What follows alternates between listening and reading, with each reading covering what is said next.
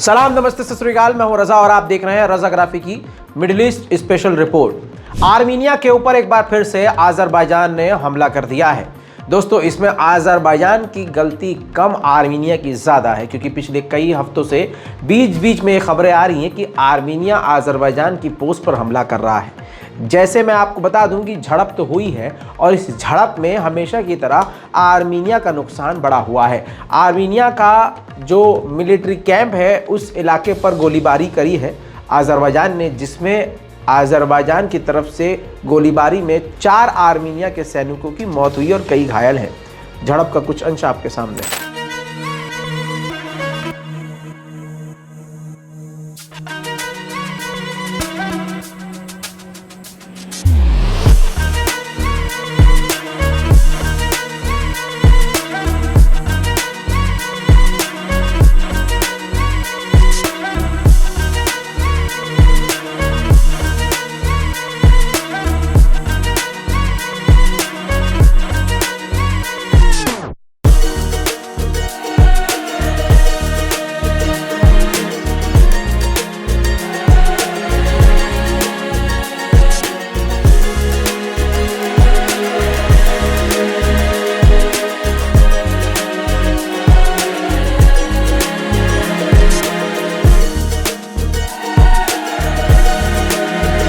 इसके बाद दोस्तों, जंग का माहौल पूरी तरह से बन चुका है। बॉर्डर पर अजरबैजान ने अपने आर्म व्हीकल और हथियार तैनात करने शुरू कर दिए हैं। तस्वीर आपके सामने।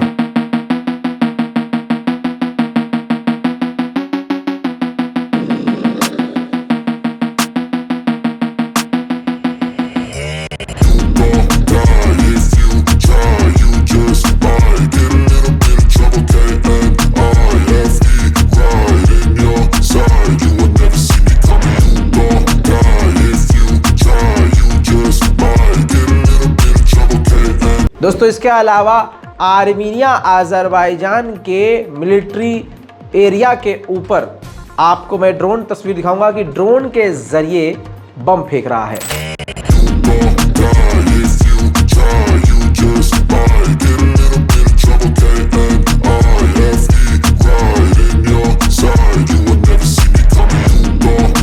दोस्तों, अजरबैजान और आर्मीनिया के बीच जो काराबाग का इलाका है उसको लेकर झड़प चल रही है, तनाव है, जंग का माहौल है।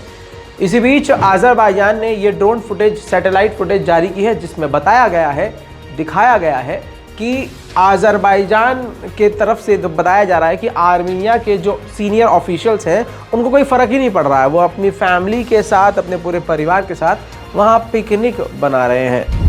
दोस्तों, नेतन्याहू के खिलाफ इजराइल में पिछले 3 से 4 महीने गुजर चुके हैं। लगातार प्रदर्शन हो रहा है। यहूदी व लोग बिल्कुल भी नेतन्याहू को बर्दाश्त नहीं कर रहे हैं, क्राइम मिनिस्टर नाम से संबोधित कर रहे हैं। और ऐसे में एक बड़ी खबर सामने आई है कि जो प्रधानमंत्री है नेतन्याहू, वो सरकार से इस्तीफा दे देगा और सरकार अपनी भंग कर देगा अगर सऊदी अरब इजराइल से नॉर्मलाइजेशन कर ले। अभी नेतन्याहू का मकसद ये है, जो आखिरी मकसद है वो ये है कि जल्द से जल्द इजराइल और सऊदी अरब का दोस्ती और जो यारी है वो आगे बढ़ जाए, लेकिन ऐसा हो नहीं रहा। लेकिन अगर ऐसा होता है तो यही शर्त है। इजरायली मीडिया ये कह रही है कि नेतन्याहू अपने पद से इस्तीफा दे देंगे। ये खबर चलने के बाद 48 घंटे के बाद नेतन्याहू सामने आए और नेतन्याहू ने अपनी बात से पलटी मार ली और कहा कि ये सब खबर फर्जी है, मैं रिज़ाइन नहीं दूंगा। लीबिया की फॉरेन मिनिस्टर ने एक छोटी सी गलती करी, जो कि गलती काफ़ी बड़ी हो गई। और अपने में देखा जाए तो मुसलमानों की नज़र से ये गलती काफ़ी बड़ी है कि किसी देश की विदेश मंत्री, मुस्लिम देश की विदेश मंत्री चुपके से, धोखे से इजराइल के विदेश मंत्री से किसी तीसरे देश में मुलाकात करती है। हालात ऐसे हो गए हैं कि लीबिया की विदेश मंत्री इस वक्त कहीं और फरार हैं, फरारी पर हैं। ऐसे में लीबिया में अभी भी लोग गुस्से में हैं और इसी बीच लीबिया के प्रधानमंत्री जनता के सामने आकर उनको नरम करते हुए नज़र आ रहे हैं। उन्होंने कहा कि हमारे खून में फ़िलिस्तीनी कॉज है, फ़िलिस्तीनी मामला है और हम भी फ़िलिस्तीनी हैं और हमारे लिए फ़िलिस्तीन का मुद्दा सबसे अहम है। हम इसका विरोध करते हैं कि इजराइल लगातार हमारे फ़िलिस्तीनियों के इलाके में कब्ज़ा कर रहा है और वॉर क्राइम कर रहा है। सुनिए।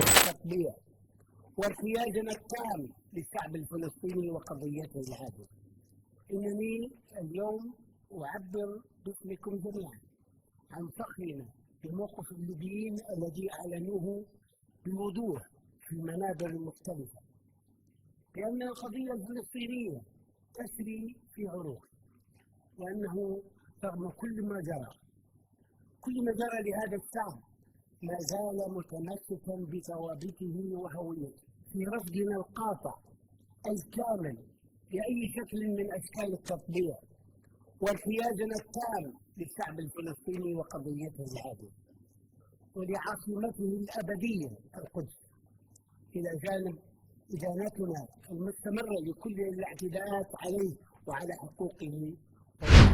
उधर दोस्तों मुसलमान देश मुर्दा हुए पड़े हैं, ओआईसी के मुंह में न जाने क्या फंसा हुआ है। लेकिन आपको बता दूं कि ह्यूमन राइट वॉच डॉग ने वार्निंग दे दी है कि इजराइल बहुत ही करीब है और काफी आगे बढ़ चुका है वेस्ट बैंक पर कब्जा करने के लिए, और वह वेस्ट बैंक पर हमला कर सकता है।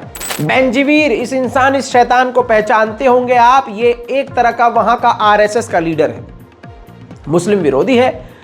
इसको नेशनल सिक्योरिटी एडवाइजर नेतन्याहू ने बना दिया, उसके हाथ में पावर दे दी। अब इसने क्या किया है, फिलिस्तीनियों के खिलाफ एक कानून बनाया। फिलिस्तीनी जो जेल में है उनसे उनके परिवार वाले 1 महीने में 1 बार मिल सकते थे, लेकिन इसने क्या किया, वक्त को बढ़ा दिया कि अब 2 महीने में सिर्फ 1 बार मिल सकते हैं, जिसकी वजह से फिलिस्तीनियों के परिवार वाले काफी आहत हैं। फिलिस्तीनियों का फिलिस्तीन में ही रहना दूभर कर दिया है। फिलिस्तीनी गरीब परिवार, गरीब महिलाएं जो दुकान सड़क पर लगाकर, फेरी लगाकर सामान बेचती थी, उनके सामान को छीन लिया है यहूदियों ने, यहूदी मिलिट्री ने। देखिए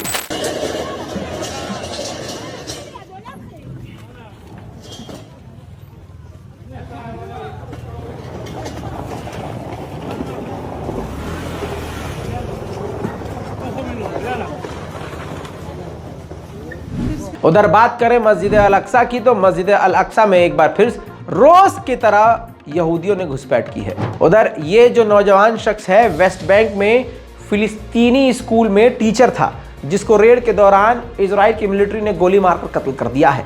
उधर ईरान के विदेश मंत्री ने, तस्वीरों में देखें, ईरान के विदेश मंत्री ने लेबनान जाकर हिजबुल्लाह के लीडरों से मुलाकात की है। बशर अल असद के लिए, यानी सीरिया के राष्ट्रपति के लिए बुरी खबर है।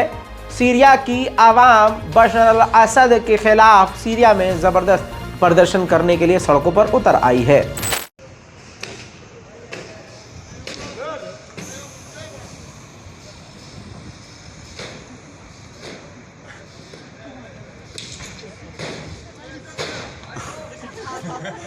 بنقول له انه نحن النساء هناك احرار السويداء بحيوا خرائط سوريا كلها وعلى طريق النصر وطريق حريتنا، ومن هالساحه مش طالعين، يا بنموت سوا يا بنعيش سوا، نحن وكل السوريين.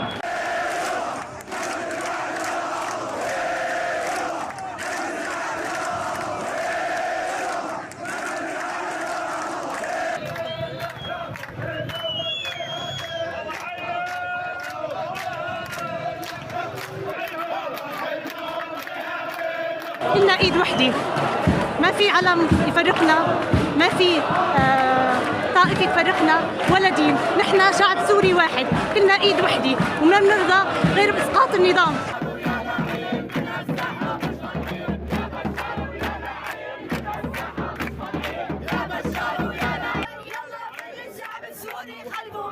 मेरे दोस्तों, उधर मैं आपको अब तस्वीर दिखाने जा रहा हूं। इजिप्ट के अंदर इंडिया, पाकिस्तान, सऊदी अरब, अमेरिका, साउथ कोरिया, यूके, बड़े बड़े देश शामिल हैं। आइए उसकी एक खास झलक देखते हैं।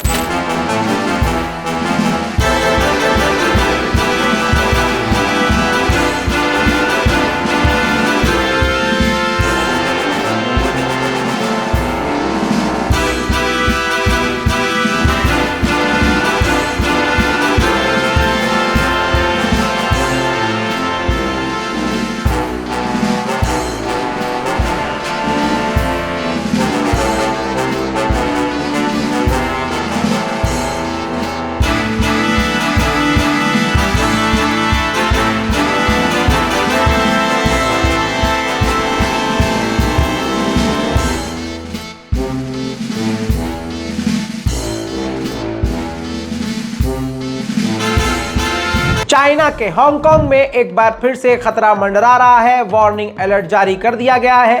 बाढ़ की संभावना है। अलर्ट जारी करके तमाम फ्लाइट्स को रद्द कर दिया गया है। आवाम को दूसरी तरफ मुंतकिल यानी ट्रांसफर किया जाना शुरू किया जा चुका है।